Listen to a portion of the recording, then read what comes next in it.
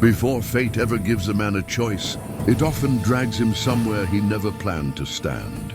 Before love or survival can take root, blood and dust usually come first. And before a heart understands what it is about to lose, it is often already being tested. "Choose one as your husband," the chief commanded. The Apache woman did not hesitate. Her arm lifted, her finger extended, and she pointed straight at the cowboy. "Before we go any further, don't forget to like the video and tell us in the comments where you're watching from." The heat of late summer lay heavy over the Colorado-New Mexico border, unmoving and merciless, thick as if the air itself had decided to stop breathing. The land shimmered under the sun's slow descent. Every grain of dust, glowing as a group of captured men, was herded forward into the Apache camp. Boots dragged, chains scraped, and hooves thudded dully against the hard ground. Warriors moved around them in a loose but unbreakable ring, guiding them without shouting, without urgency. Every step felt rehearsed, not rushed, not cruel, intentional, as though this moment had been waiting for them long before any ambush ever took place. Jean Mercer walked near the center of the line, wrists bound with rawhide, pulled tight enough to bite into skin, already scarred by old work and older mistakes. The bindings burned, and each movement cut a little deeper. His shirt hung open at one shoulder, where it had torn during the attack, sweat darkening the cloth and streaking the dried blood along his jaw. Still he kept his back straight. He forced his breathing to remain steady. Panic wasted strength, and strength was the only thing he still owned. He had spent most of his life learning how to bury fear before it reached his face. Out here, expression could be as dangerous as a weapon. John was not like the others. Some stumbled. Some scanned the camp wildly, eyes darting for escape that did not exist. A few whispered promises under their breath, as if bargaining with the air itself. John walked as though he had expected trouble to find him sooner or later. Maybe not this trouble, but something. He had learned long ago that the world did not bend for effort or fairness. That truth had shaped the man he became. His younger brothers, death still lived inside his chest like a stone that never wore smooth. A river crossing, a current stronger than it looked, a moment of misjudgment that cost a life. John replayed it endlessly, convinced that being stronger, quicker, or more aware might have changed everything. Guilt had hardened him. It sent him drifting from ranch to ranch, territory to territory, never staying long enough for questions, never rooting himself anywhere deep enough to be known. That morning, he had been traveling with a small trading group, hoping to earn a little money before pushing north again. The job had been simple: deliver goods, trade for supplies, move on. They never finished the route. The ambush came fast, too fast, and John never found an opening to change its course. Now he stood among strangers whose futures were just as uncertain as his own. As the prisoners were pushed into the heart of the camp, the quiet became heavier than any noise. Lodges formed a wide circle around a central clearing. Thin columns of smoke rose from several fires, carrying the mixed scent of cooked meat, juniper and tanned leather. Children peeked from behind their mothers' skirts, whispering as they studied the unfamiliar men. Older warriors stood near the perimeter, arms folded or hands resting loosely near weapons, eyes assessing each captive with the gravity of people who had survived too many seasons of conflict to be careless. John lifted his gaze, not searching for escape, but for understanding. His mind worked through possibilities: negotiation, forced labor, public punishment, something worse. None of it felt predictable. Still, he refused to let uncertainty show. His heart beat hard beneath his ribs, but he slowed his breath, steadying the rhythm by force alone. A shift rippled through the crowd. Chaza, the tribal leader, stepped forward. He moved without hurry, shoulders relaxed, posture unassuming. Yet the entire clearing responded to his presence. Deep lines carved his face, marks earned from years of judgment and responsibility rather than age alone. Gray braids hung over his shoulders, feathers tied into them swaying faintly with each step. When he spoke, his voice carried with a calm authority that seemed to quiet even the wind. He said the captives had been taken in a conflict that had reached its breaking point. Their capture was not meant to settle vengeance, but to restore balance. One man would be chosen by tradition to bind peace between tribes and outsiders. The choice belonged to his daughter. The man she selected would enter her home and fall under the tribe's protection. He would not be harmed. The others would be dealt with according to their roles in what had happened. The clearing stirred immediately. Some men straightened, trying to appear strong. Some bowed their heads and whispered hurried pleas. One swore he could hunt better than any man there. Another promised endless labor. Their desperation spread in a low, restless hum. John said nothing. He did not step forward. He did not plead. He did not offer skills or excuses. His mission had changed the instant rawhide closed around his wrists. Survival had become the only objective, and fear would not serve it. Stillness had kept him alive before. He trusted it now. Movement drew his attention. T entered the clearing beside her father. Her long black hair was braided tightly, decorated with beads and feathers that marked both lineage and responsibility. Her deerskin dress fit close, detailed beadwork catching the fading light. Fringe whispering with every step, she walked without hesitation, chin level, eyes steady. She did not look like someone being paraded before a decision. She looked like someone carrying one. T had known loss. 2 winters earlier, the warrior she was meant to marry had died in a raid. His death reshaped her place in the tribe. The need for alliance, for tradition, for stability had pressed down on her since. When conflict rose too high, the responsibility to choose did not belong to the council.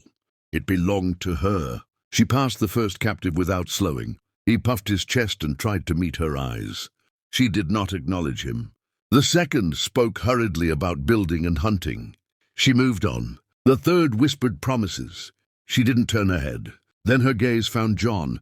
He did not adjust his stance. He did not force confidence. He did not look away. His exhaustion was visible, but so was something else. A quiet endurance. A weight carried without display.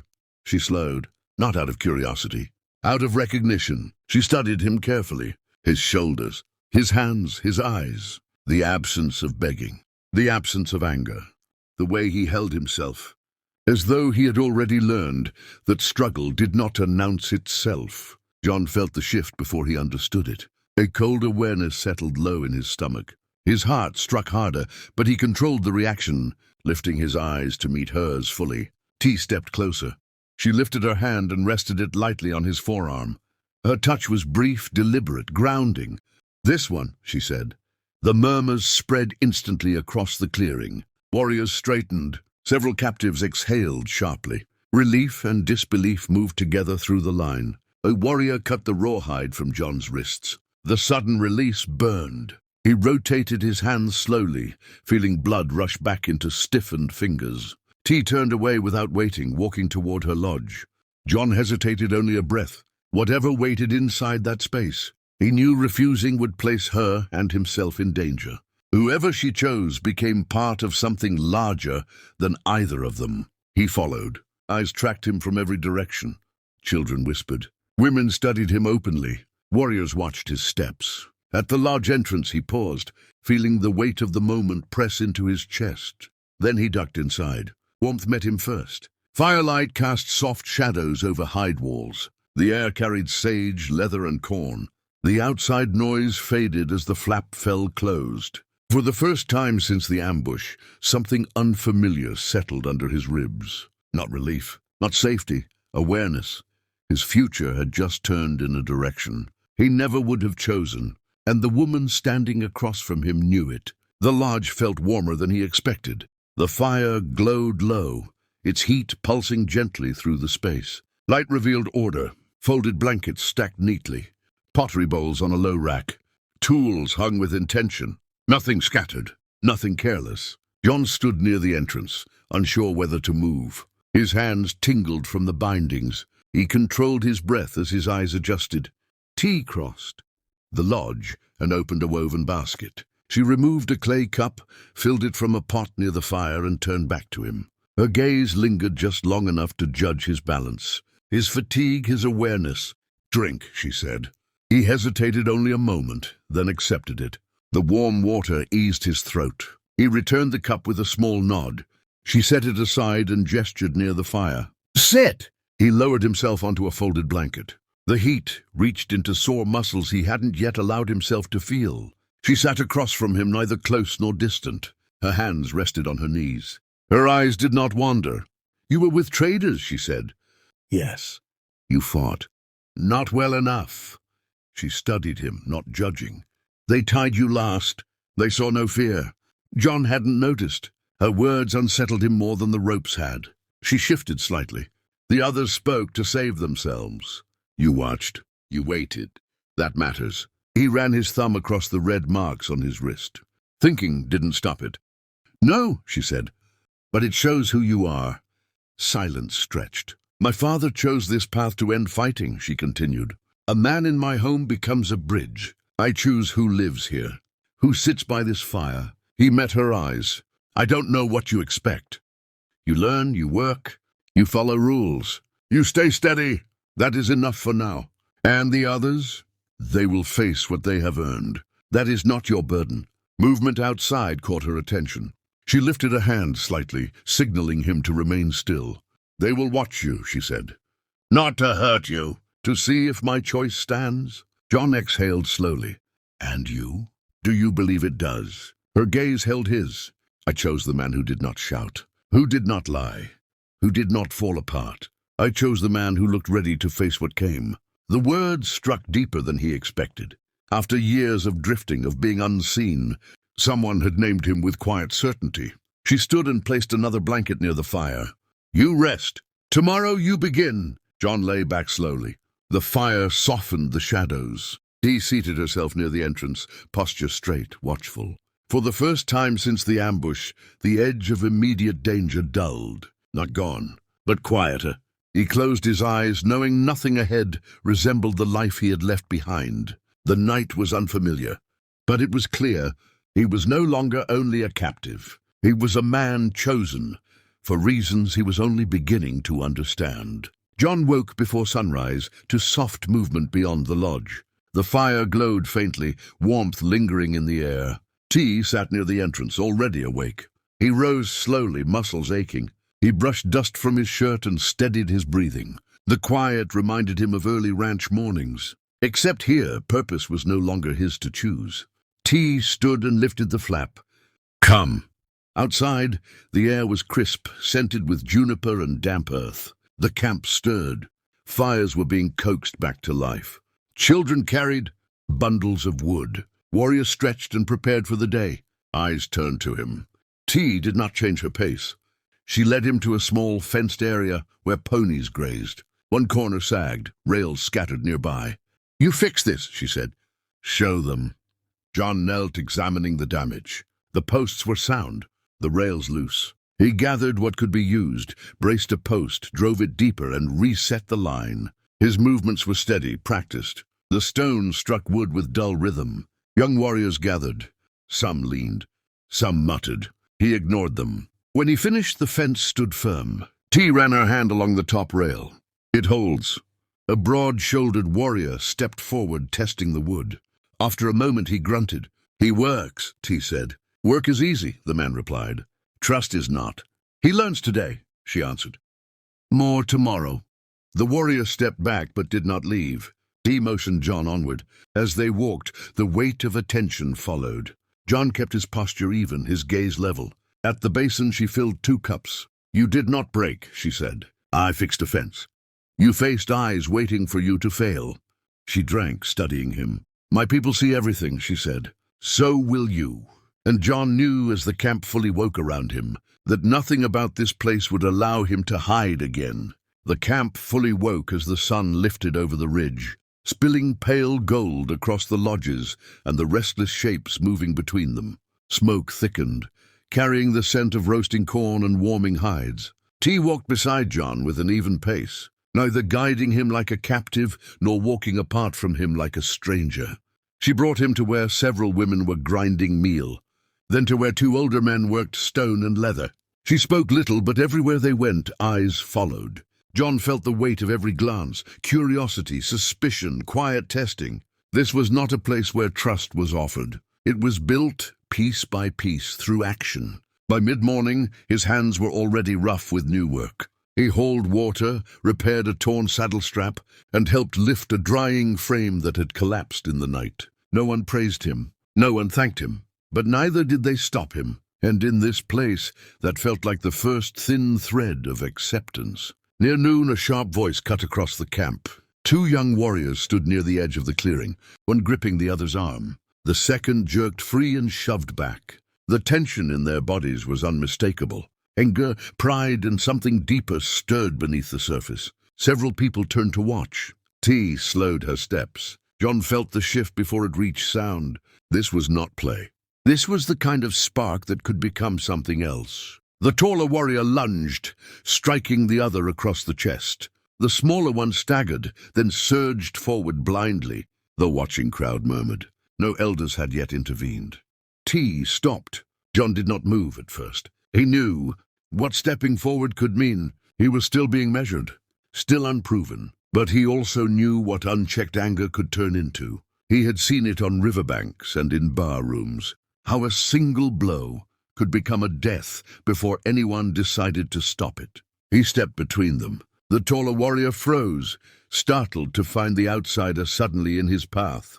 John raised both hands, palms open, not challenging, not retreating. He spoke quietly, the words simple, not needing full understanding. Enough. The young man hesitated, breath heavy, eyes burning. He lifted his fist again.